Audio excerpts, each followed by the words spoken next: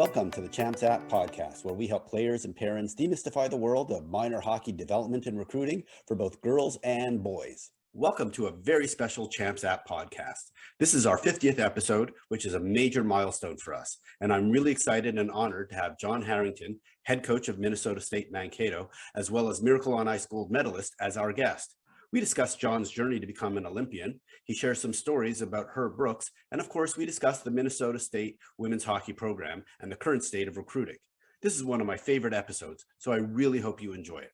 Before we start the podcast, I wanted to let you know about the app in Champs App. Champs App lets you create a free, beautiful online hockey resume to share with coaches, teams, and players. Your profile includes all the information coaches want to know to help decide if you are a player they want to keep on their recruiting radar. What makes Champs App unique is that you can then connect directly with college, prep, or team coaches, and they can then follow your updates. So when you add a new highlight video or a game to your schedule, they will automatically get notified of these changes to your profile. It's a really easy way to keep all your connections up to date. Just go to www.champs.app and click the sign up button to start your profile. And check out the links in the show notes to see a list of some of the college coaches already using Champs App that you can connect with. Stay tuned after the episode for more details on how easy it is to create your Champs App. I'm very excited and honored to have on the podcast John Harrington, who is the head coach with the Minnesota State Mavericks women's hockey program and a 1980 USA Hockey gold medalist. Hailing from Virginia, Minnesota, during his amazing hockey career, John played at the University of Minnesota Duluth, where he scored 29 goals and had 72 points in 40 games in his senior year before joining the 1980 Olympic team and was part of the Miracle on Ice. John then went on to play in Rochester in Switzerland before returning to the US and eventually playing again for Team USA in the 1984 Olympics. After that, John began coaching with stops at the University of Denver and St. Cloud State before becoming the head coach at St. John's University in Minnesota. During his 15 years there, he won over 240 games and had 5 NCAA tournament appearances. And after another stint in Europe, which included coaching the Slovenian national team, he returned to the US and eventually took the Minnesota State role in 2015. Welcome to the podcast, John. Thanks, Ray. Yeah, sounds good. As a lot of information there, but that's been my hockey life, so it's been good. Wow, and I cut out about half of it. So if folks really want to know, they could either go look at your profile on the team's website or go to Elite Prospects and see the 80 lines of history in your background for both playing and coaching. So normally I ask folks about their hockey history and how they started playing hockey, but with you that would just take so long. That'll be like an episode in of itself. So I really want to cut to really what I try and get out of that question, which is what made you such a good hockey player. So I'm going to start with a quote, and you tell me what the quote means to you. Perseverance and discipline are omnipotent. So why don't you tell folks what that quote means and where it's from, and then how it helped you be a great hockey player? Well, I don't know if exactly I can tell you where it's from. I don't know. It sounds like something like one of my parents would have said. That's exactly it. Your mother Mary said that to you, is what I understand. Yeah. And I think that's kind of what that I learned growing up as a person. I mean, I grew up in a family with 3 brothers and 2 sisters and a big family. And, I think you develop a competitiveness in your life if you have a family like that where you're competing for things. I mean, whether it's what we're eating or at dinner or playing sports or doing things in school, that it was that you're persistent, that you stay with things. And I think that's one thing I learned from my parents and learned from my family growing up. And it was, I don't know. I can't say that I ever thought about that way, but that was kind of me. That was kind of my makeup, my DNA. And that, hey, if I'm just going to keep working at this and try to, if I'm going to try to catch up to somebody or I'm going to try to outlast somebody, I'm going to do one of those 2 things. And so I have that in me, and it's certainly served me well in my hockey playing career. Yeah, and both your parents had really strong work ethics, as I understand, and I know from everything that I've learned about you is that is what really has made you a phenomenal hockey player. Is just every day showing up and not taking a day off. So is that what helped you, during your high school days and playing hockey in Minnesota? Well, I think so. I think, both with a big family, and both my parents were, worked full time. They had to work full time to do that. And they worked hard at what they did. And I think my brothers and sisters saw that, and I saw that, how hard they worked at something. And I know for them, I mean, they certainly, for everybody in our family, tried to attend as many events as they could of things we were doing. And I remember playing hockey, or whether it was playing football, playing high school football, or playing high school baseball, and hockey. It became home. And whether I thought, hey, geez, I didn't have a very good game, or things didn't really go well, and it was pretty much, and even when it did go good, moms are there going, hey, John, great game tonight, and okay, Dad, what did you think? Well, I thought there was one shift in the second period where I didn't think you matched very hard. So he could kind of give you that perspective of what he thought of how you played. But you know what? I mean, that's something I understood, that I would take with me, that, hey, there's a thing that I've got to work hard at this. I've got to work hard to be somebody better than somebody else, And I always remember, I say one thing about, I've told people that the piece of advice, or the thing I remember about one of the coaches I had in my life, and I've been fortunate to have, or had a lot of great coaches, was my high school coach, and somebody that was kind of, hey, John, you got to do this, John, do that, or just hollering at me about something. And I remember going to him one time and saying, hey, coach, I just got to talk to you. Just wondering, you're always on me, and telling me what to do. And I'm going, God, why is that? Sometimes that gets to me, this and that. And I remember him saying to me that, hey, John, I'm going to tell you something. He goes, when I stop talking to you, then you're going to have a problem. And I always remember that. And I've thought of that all the time, that, I mean, I'm that way as a coach too. I'm talking to you, I'm coaching you because I believe in you, what you can do. And I know there's something there that my job is to get out of you. So I always remember that from my high school coach, and have never forgot that as I've gone through my coach, not only playing, but my coaching career as well. Those are some wise words that every player should understand. Hey, when the coach is talking to you, that's a good thing, not a bad thing. That it's a good thing, that they're not exerting. So people that are standing over there, they never talk to you, they've got a big issue, so. Great. So before we move on to your college career, what is your favorite youth hockey memory?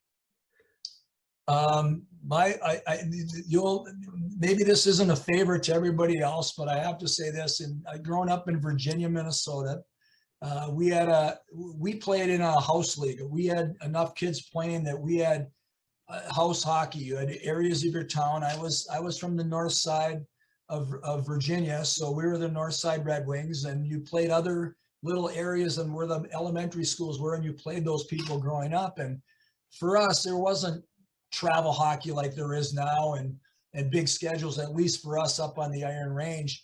I remember going to getting a call on Friday night, and one of our coaches in our Pee Wee league would say, hey, John, we're going over to play in Aurora Hoyt Lakes tomorrow morning. You want to play? Sure. Okay, come down to the rink at this time. We'll give you a Virginia jersey, and we'll go over and play. Well, anyway, my Pee Wee year in hockey, I swear we played 12 games.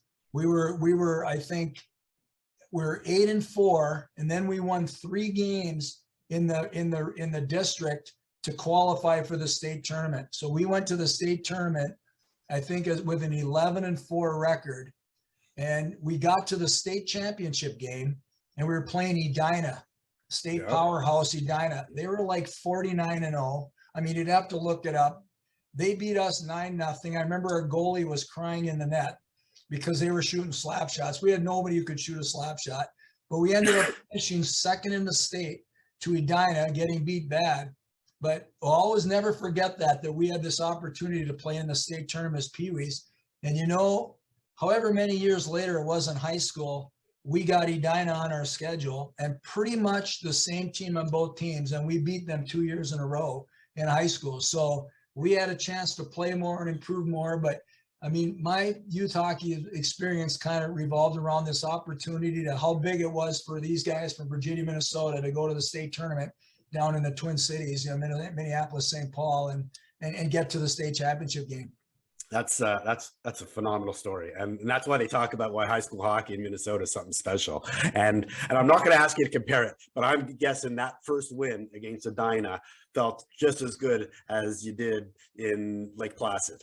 You Oh, know, I mean, that was your Olympics at that age. it was always in the hockey we played, and not only the league we played up in northern Minnesota and how good the teams were, but our coach always tried to find the best non-conference opponents he could find. So it was great to play against the best in the state when we had that opportunity. And yeah, it was thrilling. I mean, to play on a high school team was as good as it got in the state of Minnesota. I mean, at that time it still is, but for us it was a thrill.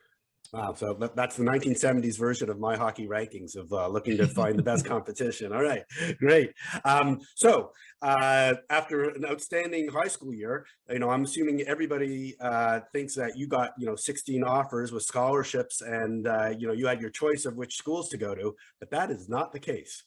Tell us about how you ended up at University of Minnesota Duluth, and what the tryout was like in order for you to make the team. Yeah, this has always been an interesting story. We had a couple other really good players on our high school team that were recruited by all the big programs around the country. And recruiting at that time certainly wasn't what it's like now, where everybody knows who the best 10th graders are. It was like, man, your team had to get to the state tournament, and the college coaches went to the state tournament and figured out who the best players were. But I didn't get recruited. I got recruited by, I'll say, two Division I programs. Dartmouth, I got a phone call from Dartmouth and Dartmouth College, and then the Air Force Academy, who had their head coach and their assistant coach were both from the Iron Range in Minnesota, and they had some luck recruiting Iron Rangers to come to the Air Force Academy. So for me, I mean, Dartmouth, little guy from northern Minnesota there, that was on the other side of the world. But the Air Force Academy, and both my mom and dad were in the service, and they were thrilled that it was a service academy. So I actually got an appointment to go to the Air Force Academy, and you lasted 2 days, I understand. I lasted 2 days, Ray, and I let everybody know it lasted 2 days because it took me a day to get processed out. It would have lasted 1 day. But as I said, when I finally got home, I got a haircut and I came home, but it was a great haircut because it lasted me about a year. And so with all due to obviously the Air Force Academy is a tremendous institution. I've made those jokes about it for all these years when people ask me about it, but I just wasn't, I think even getting ready to go there, it's like, no, that's not what I want to do. I had this thing in my mind, this dream in my mind that I wanted to play in the WCHA, that I wanted to play in that league. We had a player from Virginia, Minnesota that went to Colorado College. I think he graduated high school in maybe 1970. And he was a guy as us, as youth hockey players, we all wanted to be like. And I've told, a ton of players over the years about asking certain things about what you want to do or how do you get to a certain place. And I tell them to have good role models. Have a role model and say, I want to be like that guy, a person that has a great work ethic, that has a great skill level, that trains, that puts the time in, that does everything he can to give himself the best opportunity to be good. And that was our guy. And that's what he did. He went to the WCHA and played at Colorado College. And that's what I wanted to do. I wanted to play in the WCHA. So I don't think I didn't go there with the attitude and completely change my mind on the first day. I know I had friends at home going, you're not going to last there, So anyway, I got out, and fortunately I had some friends in Colorado Springs and said, hey, your parents aren't too happy about this. Why don't you stay out here a little bit? I stayed there a little bit, let the waters calm down at home. Came home, and parents were kind of like, what are you going to do? And I go, don't know. I'm going to maybe play junior hockey. Well, my mom was a teacher. My dad was on the school board. It's like, no, you're going to college. You're not playing junior hockey. And trying to figure out what to do. Well, my high school coach, his brother had coached at Grand Rapids in the same league. They had just won the state championship my senior year. They beat us in the semifinals and the sectionals, and they ended up winning the state championship. Well, him and his assistant coach got hired at Duluth, Minnesota Duluth, to be the head hockey coaches there. Well, they heard I was home, and I had played, of course, had played against them for 4 years in high school. So they knew I was back. So they invited me down to UMD and said, hey, you're home, and, we don't have any money this year, but if you want to walk on, we'll let you walk on, and we'll see how it goes. And if things work out, we'll consider a scholarship as we move along. So that was my opportunity. That's all I needed to hear. And I was going to do everything I could to get myself ready to play at UMD. So that's how I ended up in Minnesota Duluth. Yeah, a lot of people like, geez, boy, they recruited and how did you choose them? I go, well, I didn't. I chose them because it was the only opportunity I had to go to play in a college program. And once again, just showing that, your work ethic and your commitment to saying, I'm going to make it and I'm going to stick around. Then I'm assuming you got then 3 years of scholarship after your freshman year. Yeah. I went down there, and I have to say, I don't, there's a lot more important things I should remember, but I don't. But some of these hockey things I do. And I remember the first day of them being new coaches, there was a big group of players that were trying out. Obviously, UMD hadn't been very good. They wouldn't have hired a new coach or got rid of their old one if they were doing well. But they had two groups of players in tryouts, and I was in the second group. And I remember standing on the sideboards with the assistant coach going, I'm not going out there. I can't play at this pace, and it's like, yeah, you can. Yes, you can. You'll be fine. You'll do good here. Well, anyway, we got going, and my first collegiate game was an exhibition game against the 1976 Olympic team. The 76 Olympic team was playing colleges on their schedule, and that was my first game. The gentleman I told you about earlier, it was kind of the person that we idolized in Virginia. He was the captain of the 76 Olympic team. He played on the Olympic team, and of course, when we saw that, it was like, hey, you get in your mind, this is what I want to do. But I scored the overtime winner as a freshman, and we beat the Olympic team. That was my first college goal. And I've told everybody over the years that fooled a lot of people that first year. They thought I was good because I scored that goal. But honestly, I got a chance. I got a chance to play. And just for me, it was about effort and how hard I worked and trying to make myself a better player. And after that year, yes, they gave me a scholarship, and I was on scholarship for my last 3 years of college. That's awesome. So your reputation was as a lunch pail winger, and your favorite shot, as I understand it, was top right. So was the overtime goal a top right shot? I can't remember how that was. I remember as it being kind of a breakaway, and I don't know, maybe it was more of a changeup than a top right corner. It's probably a changeup that I whiffed on and fooled the goalie. I don't know. I don't remember that part of it, but I just remember how exciting it was. And the coaches kind of looked at me like, whoa, here's a guy. Obviously I thought I was a pretty good high school player, but there's a lot of good high school players, and some of the ones, the all-time great ones, sometimes don't work out. And some of the other ones that stick to it and have a conviction to be a player, it works out. So hopefully that was one of those. All right, we can keep going on just about your college career, but I'm going to move on slightly over to USA Hockey now. And we've had several previous Olympians on the team, and several who were centralized and didn't make the cut. And both sides talk about just the unbelievable stress of making their first Olympic team. And from what I understand, those 8 months before you were told that you were going to make the team were also pretty stressful. Why don't you just talk about your mindset as obviously major dream of yours once you got to play against the 76 team. Talk about the stress and handling that stress before you were told by Craig Patrick that you're going to probably stick around, don't sign with the Winnipeg Jets. Yeah, I think I would say, something after having done that, I think it would be a dream of most people. You want to be an NHL player, but you also want to be an Olympic player too. And I think that probably became a realize or a thought for me, a thought that I could probably do that after my junior year in college. I kind of had a breakout year as a junior at UMD, and of course went into my senior year and I got earlier in the preseason, I got put on the same line with Mark Pavlich, who I ended up playing on the Olympic team with. And we certainly had a great year playing together that year, my senior year, but kind of found out that spring there that I was invited the spring of 1979, that I was going to be invited to the sports festival in the summer. That was going to be in Colorado Springs at the Broadmoor World Arena there.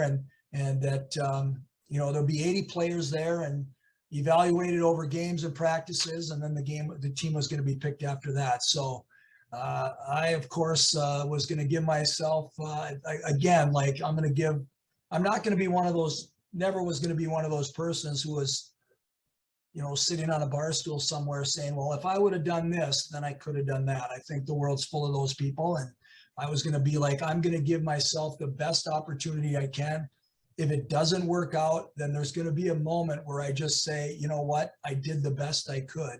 I got myself as ready as I could for this opportunity. So that's what I decided to do. Right after I graduated at UMD, I drove out to Colorado Springs. I had those friends living out there. They said, why don't you come stay at our house and you can train at altitude. You can train I was training with a figure skating coach out there and doing some skating things and a workout. And the tryouts were I believe in the first couple of weeks in August.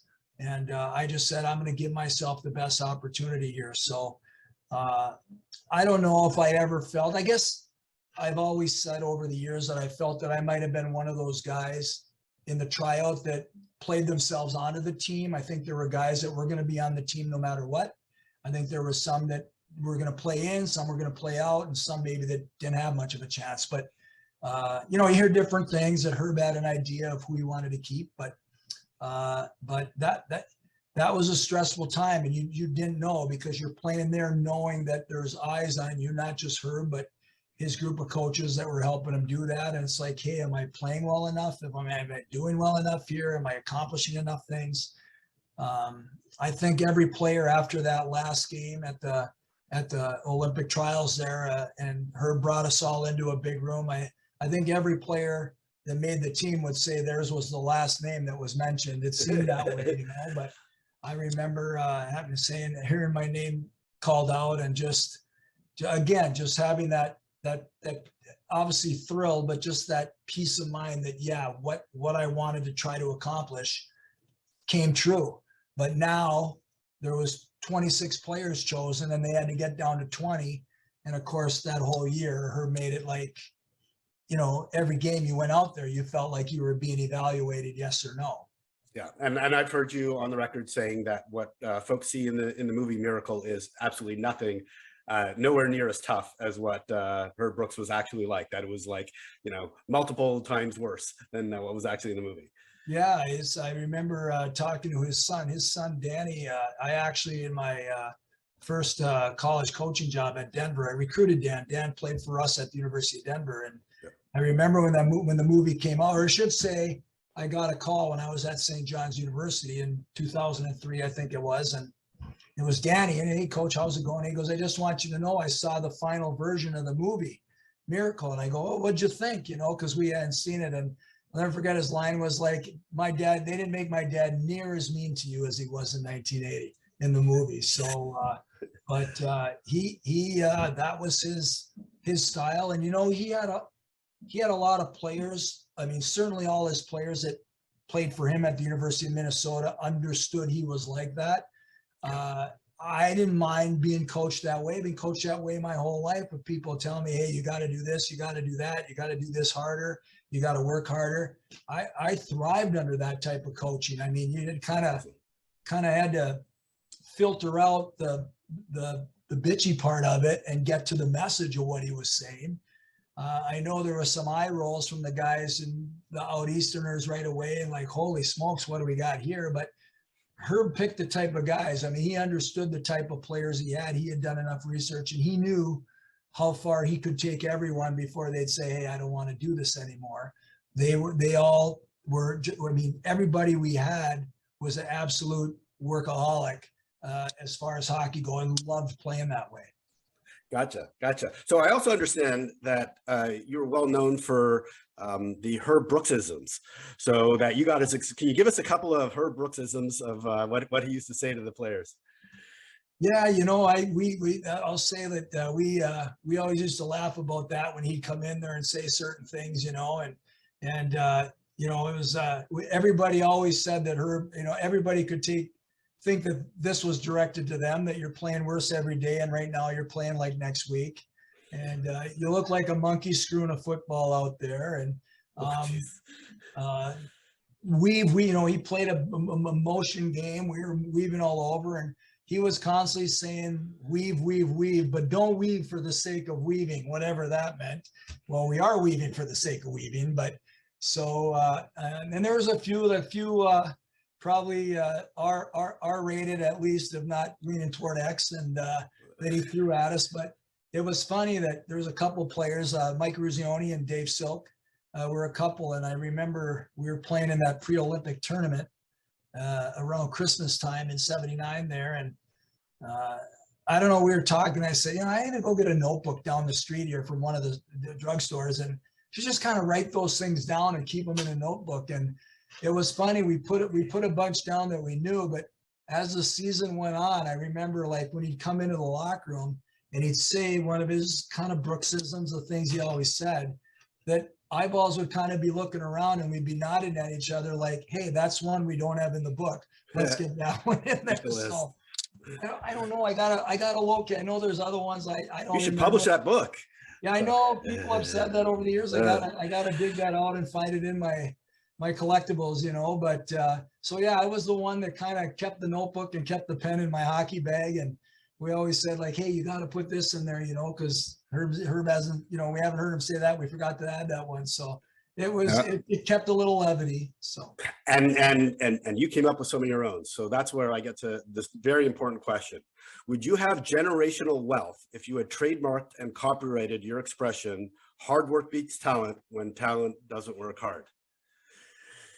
I wouldn't have done that. I mean, I would have probably thought I stole that from somebody else, but you're the one who gets credit for that expression. I always have believed in that. Yeah. So that's what I'm going to do. That's all I can do. I remember, playing in college and playing against the great Minnesota teams and the Denver and all those. And it's like, hey, I don't know if I'm better than these people or faster than these people, but I'm going to work hard. And sometime in this game, I'm going to at least catch up to everybody, if not go by them. And that's kind of the way I looked at it, that I'm going to have and that was me. I'm going to be that well conditioned that somehow the game is going to come back to me. And it might be there at the beginning, it might be in the middle, it might be at the end, but sometime it's going to come back to me. And that's kind of how I operated. So being the hard work, however much talent they have, my hard work will go by that at some point.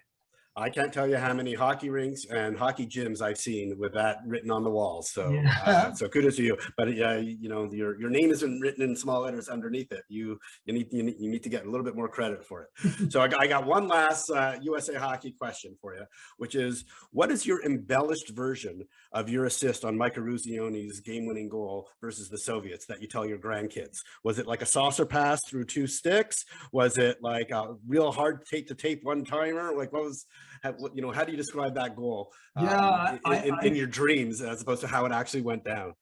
Well, I think what happened was the puck went down behind our net and I ran it down and I took a couple of Bobby Orr laps around our net, a couple laps there just to let all the Russian guys get in front of me. So I had to go through all of them. And of course, being the well-conditioned guy that I was, I tell my grandkids, everybody else on the ice went for a line change, but me being in good shape could stay out there a little bit longer. But anyway, the puck went down in the corner and I don't know, I went down there. Yeah, I found it in there. And I always tell everybody that I made a great pass to Mark Pavlich and he made a great pass to Ruzioni.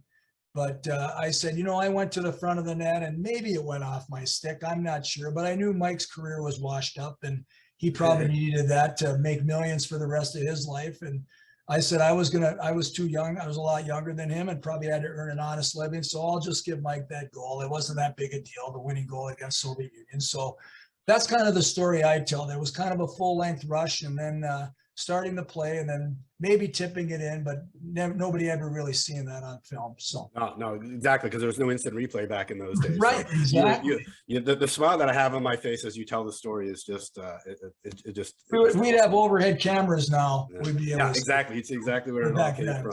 And so as much as I'd like to keep going down this path of talking about USA hockey, I got one last playing career question, and then let's move on to your coaching stuff. So I understand that like playing in the NHL wasn't really the big dream for you. Playing for the U.S. national team was, and playing in the Olympics was. So how come how come things didn't work out with you playing in the NHL? Yeah, I think that was right. Like for me, my goal was to play on the Olympic team, and that's what I kind of geared my training around and everything. And so when that opportunity arose, I was never drafted. I mean, then there weren't many Minnesota or high school kids drafted at all. I mean, there was one kid in Minnesota, I remember, that we played against Grand Rapids, the team I mentioned earlier, that got drafted. He was the first Minnesota high school kid that was drafted by the NHL ever. And, I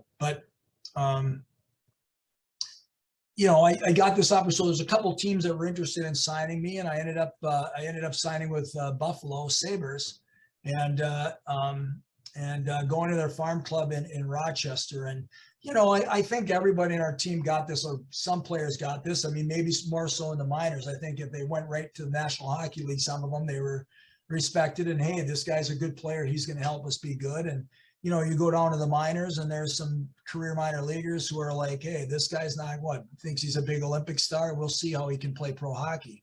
And so, a couple of things happened down there. And I'll also say, too, like, there was a situation with my contract as far as the bonus money and getting paid. But anyway, as we got into the summer, I was kind of got that sorted out and was ready to go to training camp. As a matter of fact, the Buffalo Sabres training camp that in the fall of 1980 was going to be in Lake Placid, which was kind of interesting. But I also, when I was at the Olympics, in 1980, there was a guy from Switzerland that was there that talked to Mark Pavlich and I about coming to play professionally in Switzerland. And Mark ended up deciding to do that. He signed to go and play in Lugano, Switzerland. And anyway, I'll tell you what, it was August and I was leaving to drive out to Lake Placid for training camp with the Sabres. And we were going to settle the contract issues then. Had my truck all packed up. I was at my friend's house in the Twin Cities in Bloomington, Minnesota. Got home that afternoon, and my buddy's mom said, "Hey, Mark Pavlich called." I go, "Pavlich called?" I go, "He's in Switzerland." "Yeah, he called from Switzerland. He wants you to call him." So I called Pav, and he goes, "John," he goes, the other import they had here, and that you could have two imports on the team at that time, said the other import is going home. They don't want him on the team anymore. It's not working out. And they'll pay you the same money and everything else if you want to come and play in Europe. And I was like, "Mark, how is it?" And he's like, "It's unbelievable. It's great. I love it. And when do they want me to be there?" And this was like midweek. And they're like, "Well, we got a game on Saturday," and they're hoping to be here by then. So I got in my truck. I went home. Parents are going, "What are you doing?" "I'm going to Europe." And so anyway, I went to play in Europe and played in Switzerland. And, I'll say this, Ray, I don't have many regrets in my career in hockey, but one that I do have is that I didn't give pro hockey a longer opportunity. Like, yeah. I mean, I went to high school. I had a battle to make the high school team as a sophomore and this and that. Geez, I walked on at college. I had to develop my game there, got myself prepared to play the Olympics. And I look back and I go, I can't say, hey, because I play on the Olympic team, now I got to do what I normally did in my life, and is go back to the bottom of the ladder and start climbing it again to try to reach this level of play. So I wish I would have done that. I really do. It's it's kind of a thing. And I know there was guys on our team that, hey, I'm going to be a pro, and being an Olympian will help me be a pro. And I was like, at that time, I want to be an Olympian, and wasn't really thinking about the pro end. So I just say that I didn't have few regrets. I had one, and maybe that's not giving that 5 years and saying, hey, can I get myself to the National Hockey League? Yeah, I gotcha. And you're also kind of leaving out some stuff where they didn't treat you so nicely in your games in Rochester, and there were some people who didn't like you trying to take their job. So Well, uh, exactly, yeah, and yeah, that's what it is. And you had to prove yourself, and you had to stand up for yourself. And it's like here, I mean, I was like, hey, I'm trying to be a professional hockey player and find out what it takes and learn what it takes to be a pro. And other players, well, yeah, well, they're playing this skating game. Well, this game's a little more physical than that. Let's see if you can handle this. So, yeah, it was defend yourself and a couple hits from behind and a couple things, but fortunately, nothing like completely major that ended a career or anything like that. It's just a learning experience that you said, hey, I got to learn from this and understand that this is the way the game is played. gotcha. Okay, well, thank you so much for going into all this detail about your playing career. This is awesome, and I'm sure folks are just like enjoying these stories of your progress through your playing career. But let's talk about why you decided to become a coach and head to University of Denver. Yeah, well, that I think when I was in college, my idea was I was going to get into education and be a high school coach. And after I played on the '76 Olympic team, I played a couple games with the Colorado Flames, which were the minor league team of Calgary Flames, and I played a couple games there. But I mean, it was like, I mean, I had a family by that time and a young family, and I just said like, hey, it's time. I gotta find a job here and something that's I can do. So I was actually where my wife is from Colorado Springs. I met her when I tried out for the Olympic team. So Okay, gotcha. something good came out of that, whether it was the Olympic team or finding my wife, or two good things for me. But anyway, I got home one day and well, the idea was in Colorado Springs, I kind of worked around getting a teaching job and was going to coach hockey and baseball in Colorado Springs at a high school there. And came home one day and my wife said, hey, Ralph Backstrom called from the University of Denver. Ralph Backstrom was a great Montreal Canadian and coaching at the University of Denver. He said he called you and he wants you to call him. And I'm, what about? I'm not sure. So I called him, and they had lost an assistant coach. His assistant coach had went to the pro ranks to being an assistant. And he said, I called USA Hockey and they said, you might be interested in being a college coach. And I was wondering if you want to come up to interview. So I went up to the University of Denver and got hired there as an assistant coach. It just was absolutely a fortunate thing. It doesn't work that way at all. You get an opportunity to be an assistant coach at a major Division I hockey program. But I was fortunate to play for a great high school coach, a great college coach. By that time, I had played for Herb Brooks on the Olympic team. I played in the World Championships a couple of times with Bob Johnson as a head coach, with Lou Vero as a head coach. He was my coach of the 1984 Olympic team, and all of those guys, Ray. I mean, I was always trying to learn something new, and I got a chance to play for a lot of different coaches who had different ideas, and but that were all successful. And so not only did I have those, but I also was able to put pieces together and say, I want this to be the way I do it. So I was always interested in being a coach. That's what I wanted to do. And fortunately, I had this great experience of playing under great coaches that helped me when I first got into the game. And I was able, and I have to say, in thanks to Ralph Backstrom at University of Denver, he gave me an opportunity to coach, not just stand and move pucks around. So it was a great start. We had a great time at the University of Denver, had some very successful teams, and just kind of got me started on a coaching career. Gotcha. And forgive me for fast forwarding just a little bit, but you went to St. Cloud State, and then you ended up at St. John's University in Collegeville, Minnesota in 1993 as the head coach of the Division III program. And my understanding is you were a little bit maniacally intense as a coach. Now you eventually lightened up, but maybe just talk about how you first started out as a head coach and how you kind of changed, a little bit over the course of your career. Yeah, I think some people would still have that partial maniac, but I think at that time when I first got into I will say when I was at the University of Denver too and everything like that, I think there are a lot of coaches that coach the way or coach the way that how can I say this, that they had like the coach they had the most success under. And I know Herb Brooks was that type of coach. I felt like everybody should be coached like Herb coach because he could win coaching that way.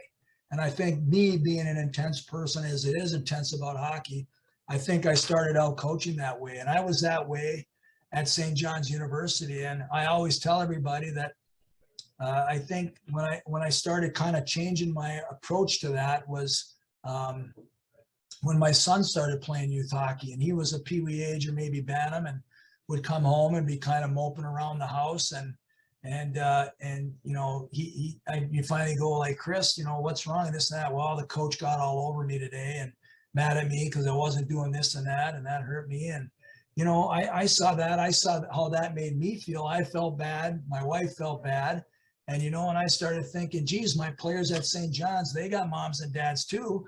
They probably feel bad if I'm giving it to them. I mean, there's got to be there's other ways, you know, like you can dangle a carrot in front of somebody as well, you know, and take a whip to them, but dangling the carrot is going to be a more positive experience for them. So I'm not saying I'm 100% cured, Ray, but I think over the years I've needed to unlearn. So I've learned more things about coaching, but I've had to unlearn some things too. I think that's one of them, is like just being more, you know, coaching better from a positive, like, hey, you can do this, instead of, you know, doggone it, you got it, you know, saying whatever and saying, I'm going to get after you until you do this, you know? Yeah. So a couple of things. So first of all, folks should know that your son went on to have a very successful hockey career at the University of Minnesota for 4 years after that Pee Wee and Bantam situation that you just described. And you kind of led into, you probably partially answered my next question, which is, I know Herb Brooks was a mentor for you, and you know, you used to call him up and have conversations with him and get advice. So what is it that you did take away from what Herb kind of gave you as advice, and what did you kind of say, like, you know what, I really don't want to be like Herb that way?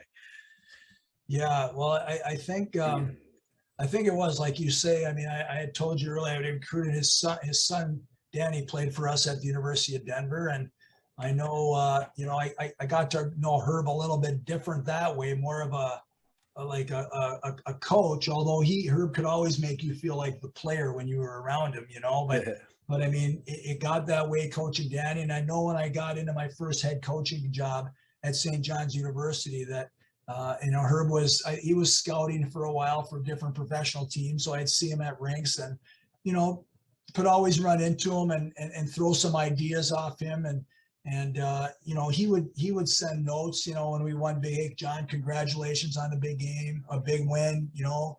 And you know, if it was a bad loss or end the season, hey, John, make sure you learn from what just happened. Start preparing for the next game, you know, and use that message. So he became a mentor to me. And I always remember about him saying, whenever I discussed anything with him about hockey, that he always told me at the end, John, remember, you have good ideas in your coaching. You need to have the conviction. That's a big part of coaching, is having conviction in what you're saying. Your players will listen to you if you see that. If you're kind of asking them if you think it's going to work, or you're saying, I talked to somebody else about it to say this would work, then they're not going to have that conviction, and they're going to see that. And I think I always appreciated that about him, that, hey, John, you're doing the right thing, and just make sure that you've got the right ideas, but you coach that way. You coach with that conviction that you believe what you're doing, because then your players will believe in it as well. That's awesome. And I'm assuming you take that with you every day when you get to the rink. So, well, I do now. That I like, yes, this is what we're doing. And I know that's things I've said to my team, and I've even said that, and I've said it to my assistant coaches, and I say it to my team after games sometimes, that, you know, this is how we're going to do it. And if it doesn't work out, there's times where I've had to say, you know, at that moment, that's what I thought was the answer to that question or that problem. I mean, hopefully it works out, and sometimes it doesn't. But at that moment, I need to make that decision, and that's the way we need to think, and that's the way we need to respond. If this is how it's going to be done, then we're going to do that, you know. And again, like I say, like sometimes you've got to rethink things after you've thought about them once, and that happens. But I think I think that was one thing I learned about that, is it just that having a conviction and saying, hey, the players got to understand that this is the way you feel. Gotcha. Okay, I really need to move on to Minnesota State. All Otherwise, right. this is going to be a 2-hour episode. I know. So let's just talk about the school, Minnesota State in Mankato, Minnesota. It's about an hour southwest of the Twin Cities. Talk about the school, the academics, the facilities. Why did you decide to, set up there? Obviously, we know you love Minnesota, but what is it about the school that makes it so special? Well, I'll say this first. I mean, I had just this great opportunity to come down here and be hired as a head women's hockey coach. I got a call. I was actually scouting for the Colorado Avalanche at the time, and was out of hockey, but I had been helping out and doing just coming out and being guest coaches, and just kind of missed that being on the ice and being in a coaching mode. And this opportunity arose down here, and the head men's coach, Mike Hastings, was a really good friend of mine going back to my St. Cloud State University days. And so he had talked to me about the job, but here was an opportunity to get back into coaching hockey. And, Ray, over the course of my coaching career, I mean, I started out, my first job was actually a high school job in Minnesota at Apple Valley. And then I went back to playing, and then I coached Division I men's at Denver and St. Cloud State. Division III, I coached professionally in Europe. I think it ended up being funny. I hope it was understood as funny, but when they asked me down here why I wanted to come and coach women, one of the reasons was because I haven't, and I've kind of done everything else, and that's kind of what my coaching thing is. Like, I can get into something different that's still coaching hockey, but it's in a different environment, and it's a different opportunity, not only for me to teach, but for me to learn about people. And here's about learn about how women play hockey and how they approach the game, and what it takes to motivate them, what doesn't motivate them. And so it's been great, the opportunity here. I love it. I mean, the facilities they have here are like top notch. They're A1, and we're constantly upgrading them here. Our nutrition center, our locker rooms, our lounges, our weight room are all here right in our building for us, for the men's and women's hockey program. And university has 2 Division I sports. The men's hockey team and the women's hockey team are both Division I, and everybody else is Division II. And they just have absolutely great success on a national stage, not just on a regional and conference stage, but on a national stage. And certainly our men's team has been a powerhouse for the last 10 years here now with Mike Hastings. So and to me, again, like anything, whether it was high school hockey or whether it was college hockey or Olympic hockey, it's that challenge for me to not go and say, hey, how good are you? Because I don't want to go there and look bad. It's like, no, what's the challenge? How is it exciting for me? And that's something that we've tried to instill in our players when they come here, is that this is a big challenge, that this is a powerhouse league, the WCHA. We're playing in the best league in the country. They've won 20 of the 23 or 21 of the 24 national championships, and we're trying to get our program that way. And players come in here can not only get a great education at a great university, but they can have a chance to help build that legacy of this is what we're doing to make this program better. So it's the second biggest university in the state of Minnesota. It's has over 50 majors, and it's a great opportunity for players, for our players that come here to get a great education and to play in a program that's just taking steps each year to be better. That's awesome. So as you mentioned, the men's team had great success. They lost in the national championship game, the Frozen Four on the men's side. So how do you think, in the past, I've seen, with Quinnipiac and Union College, those teams making the Frozen Four or winning the national championship have really helped those on the men's side, has really helped the women's program as well. How do you think that the success of the men's team at Minnesota State will help the women's team? Well, it's had a lot. It's had a lot to do with it. Of course, when you get the exposure that our men's program has had, and they see that, and I think anytime they're successful like that, people look at that and go, geez, I need to look in that a little bit further. They look, I'm seeing the crowds, I'm seeing the facilities, I'm seeing how they back their teams and the fan base. And boy, I'd like to look into that and maybe be a part of that too. So I think that helps us become an option when good, high school girls players are looking at places to, not only continue their education, but to continue their hockey career and develop their hockey career. I think they see that and go, boy, I've got some interest here. I'd like to go there. I'd like to check it out. I'd like to check out the facilities and talk to the coaches and see where I might fit in and how I could help them, develop them to get them to that level. I think that's what we do. And I know our players right now want to be that way. They see the men's program and they go, that's what we want to be like. Gotcha. So related to that, though, how is coaching women now that you've done it for the last 6 or 7 years? How is that different than coaching men? Well, I think one, I mean, I think for one thing, I mean, you might not get the initial maturity as a hockey player in the women's game as you do in the men's. They have junior hockey, players can go, they can come there, they're a little bit older when they come in, becomes more of a big man's game versus a teenager game, you know, and we don't have that. Like, we have to develop our players right away. From the time they get there, we're developing them, we're getting them stronger, they're maturing as people as well as hockey players. So I think it takes a little more time to do that.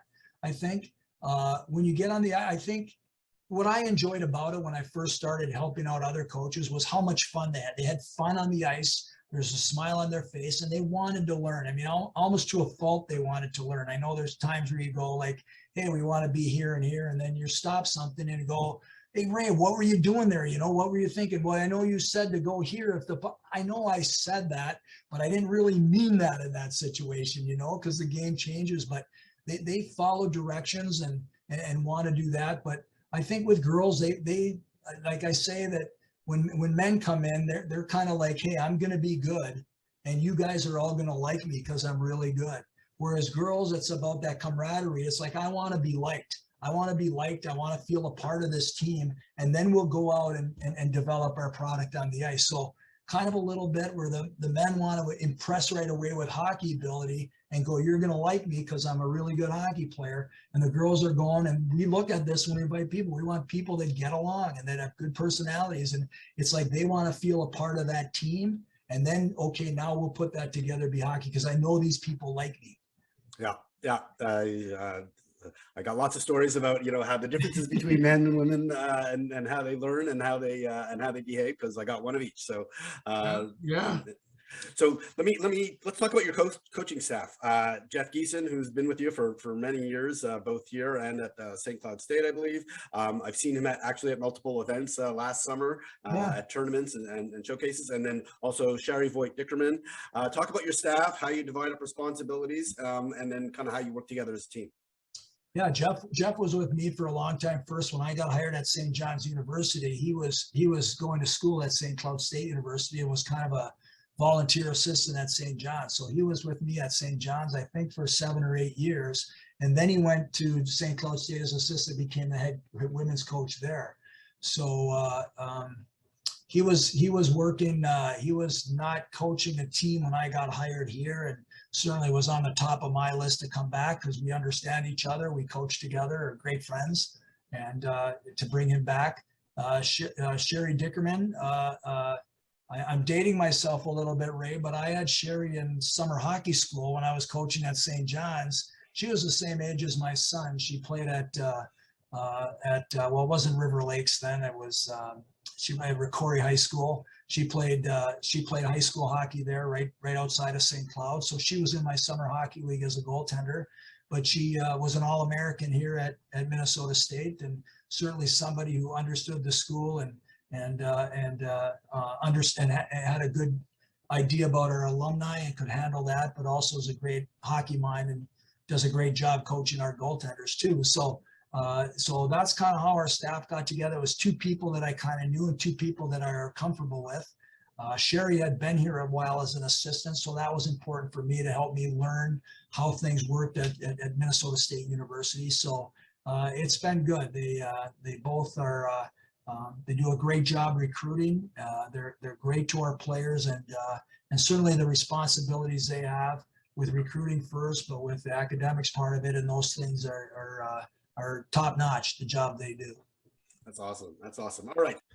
It took you a long time to beat Wisconsin as the head coach of Minnesota State. What was that feeling like when you finally won? And what did you say to Mark after you actually finally won the game? I don't know. I would just say I know I would just say, I know Mark said it, congratulations. And I mean, I was so excited for our team because, you know, we work so hard, and you keep telling them that this is the way we've got to do it to be successful. And the competition is so tough in our league, but you know, that game I just remember that game for us. I remember, and we had that a little, you know, we've had that on certain occasions against Minnesota this past year when we beat the Gophers at Williams Arena. And it's that our team was playing like they didn't know who we were playing. Like sometimes you get out there and they're like, well, we're playing hard, but we're playing Wisconsin, or we're playing hard and we're playing Minnesota. So if it doesn't work out, that's the way it always has. But that particular game, I know, was one of the first times I saw our team play like we had this attitude. You could see that it's that, hey, we're better than them today. We're better than them today, and we're going to win this game. And I know after the game, I think Mark, you know, he's such a professional and such a good guy that, I mean, obviously he wanted to win. I mean, anytime you lose, he's not used to it very much at Wisconsin, but I think he was genuinely excited for our team because he saw the excitement we were having, and he, you know, we just knew how important it was for us to win a game like that. That's awesome. All right. So what do you think it's going to take for you to be more than just competitive with the Wisconsins, the Ohio States, the Minnesotas with your program going forward? Because, you know, like you said, WCHA, best conference in the country, and really hard. You know, next season, even your first 6 games are a pair against each of those teams. So to talk to me, you know, what your plans are to kind of really be competitive, not just, you know, have competitive games, but really show it on the wins and losses. No, I think, you know, for one thing, I think our personnel is giving us an opportunity now. We've done a really good job recruiting the last couple of years. We've had a player that was, you know, with the women's national team right up till December this past year, our captain, and she sat out this year, which she didn't get to the Olympic Games, but she would have used a year of eligibility. We had for the first time had the rookie of the year in the WCHA last year, the first time that's happened.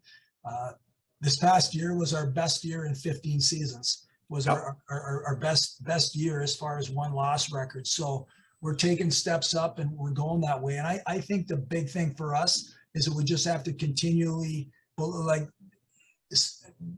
tell our players that yes, we're on this level, that we can play this way each weekend, that we have to play this weekend, and not look at it as like, hey, it's a big upset when that happens. It's like, no, if we follow the process, if we have a process of what we're trying to do here, and not always base it on the result, but there's an effort there, and there's a style of play, and there's an expectation that we have, not just for individual players, but what those players have for other players on our ice, like what we're going to do, that we're playing together. And I think when that comes together, I mentioned that about the Wisconsin game there, that win, and also about Minnesota, that I think that's for us, like we're getting to that point. We got there this past year, and we're gradually getting there. It's like we can play with the top teams in our league. We've got to understand that and expect that. And that's the idea we have to get in our mind. And those are the kind of players that we need here and that we have been getting here the last few years. And with our recruiting classes coming in, I mean, we're out 2 recruiting class, well, this coming fall and the next year. So we've got those type of players too. They've won where they're at. They understand what it takes. And we're going to keep developing that in them and say, hey, this is the way it is at Minnesota State, is that if we do it this way and we do it with this process, that we can be successful. Yeah. 15 wins this year. It could be argued that you were a top 10 team. You were literally, you lost in overtime in the WCHA playoffs in Game 3, the final game against Minnesota Duluth. If that puck had just somehow found a way in the net, who knows? It might be telling a different story, because Minnesota Duluth lost in the national championship game. So it might have been a different story for you, with just one lucky bounce here or there. So now let me move on to then recruiting, because parents want to have some questions about what's going on these days. So I just got a couple more quick questions for you. So we're in the middle of May right now. What are your plans at this time of year, for recruiting come June 15th, once the quiet period ends?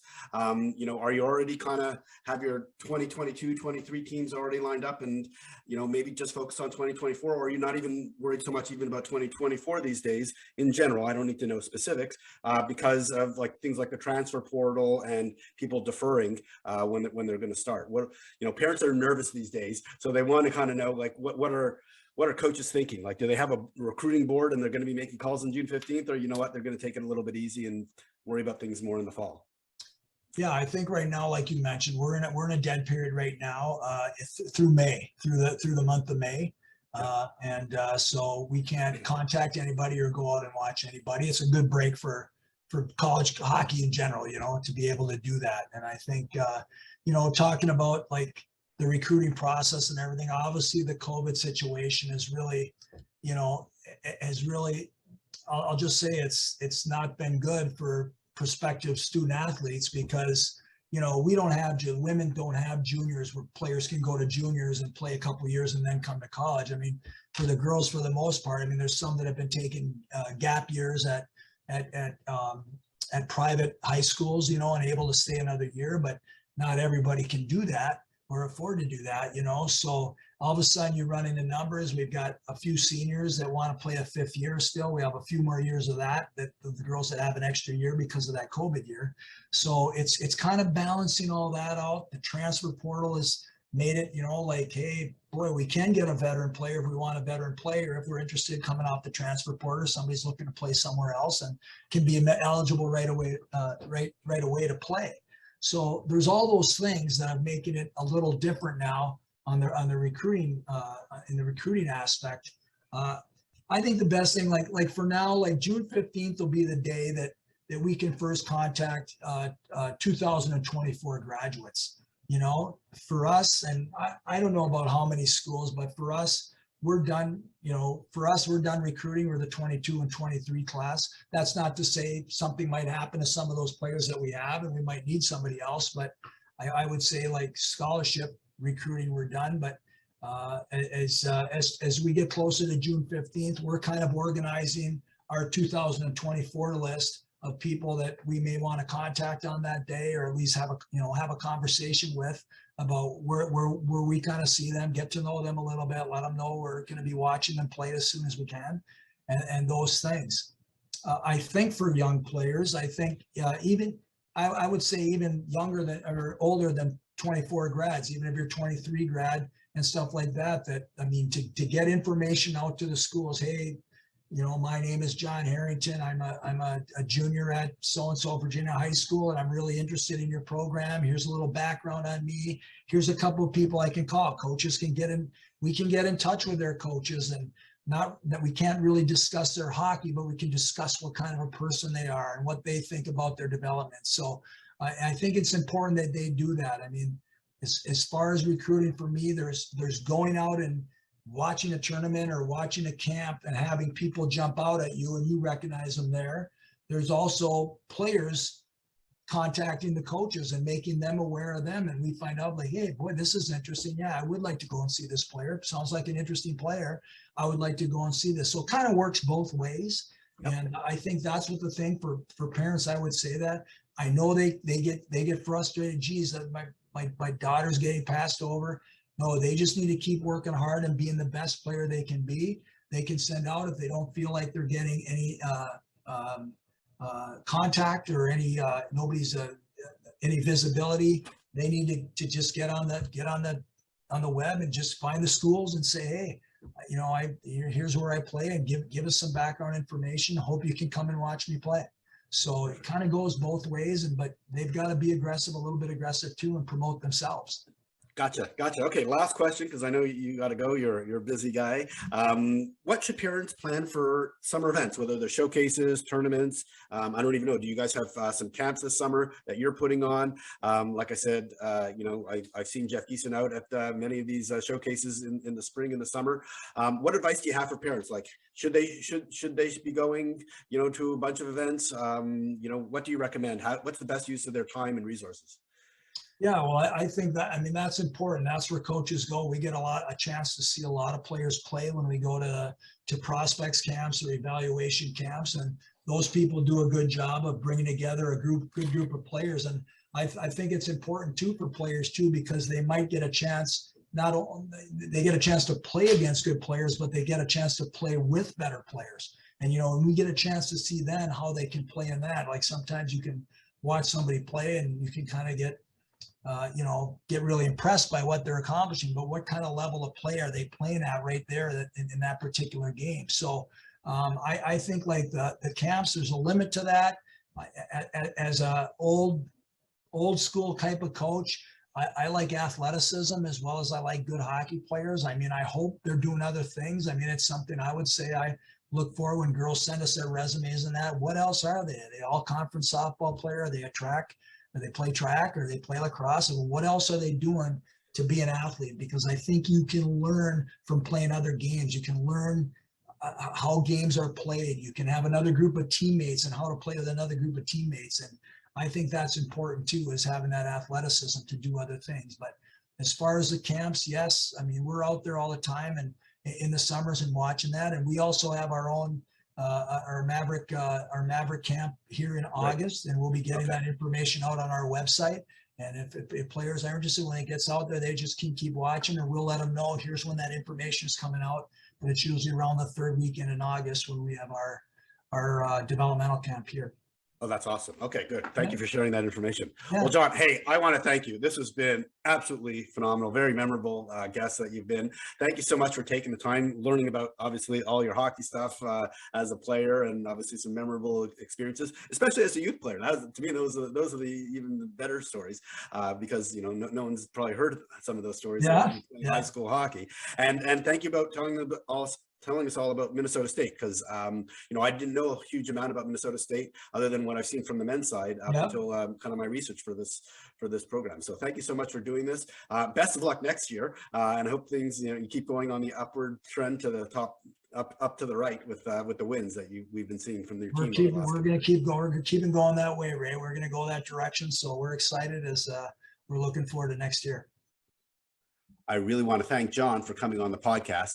He told some amazing stories about his hockey development and playing days, and it was great to learn more about the Mavericks women's hockey program. You can connect directly with John on the team website or via his Champs app profile. Links to both are in the show notes. Thanks for listening to today's episode. Before you go, I wanted to share more about the app in Champs app. If you've listened to this podcast before, I spend a lot of time talking with coaches, parents, and players about the hockey recruiting process. One of the key questions that people want to know is, how does a player get noticed by college coaches? While there are many ways to be discovered, the easiest way to get on a college's radar is to send a coach an email and provide them all the information they need to assess if you are a player worth keeping their eyes on. That's where the app part of Champs app comes in. Champs app was designed based on all the conversations and feedback we received about the recruiting process, and we've built a tool to help players and coaches connect with a ton of the information they want to know. It all starts with creating a free, beautiful Champs app profile. After that, there's some pretty magical things that can happen to help make the recruiting process a little less overwhelming. Your Champs app profile includes all the basic academic, personal, and athletic information coaches want to know. Then, by including video, schedule information, and your coach's contact details, colleges can easily start their evaluation process. You just copy and paste your personalized link and send it to coaches so they can see your public player profile without even having to log in or create a Champs app account. Or you can connect directly with coaches on Champs app. More and more coaches are creating their own Champs app profiles and connecting with players themselves every day. Now coaches can have all the information they need to assess where you might fit in their recruiting plans. Even better, college coaches can track your progress throughout the winter and showcase seasons, because as you make changes to your profile, coaches will get notified to your updates. And in the future, we will be adding even more amazing features to improve your visibility to the recruiting process and hopefully increase your odds of success. If you want to see what a player or coach profile looks like before you start your own, look in the show notes to see some examples. My kids and I have used Champs app for their recruiting process. In fact, my son was invited to a AAA tryout thanks to his Champs app profile. So go to www.champs.app and start your player or coach profile. It only takes about 15 to 20 minutes to complete most of your key information. Good luck, and please let us know how it helped with your recruiting journey.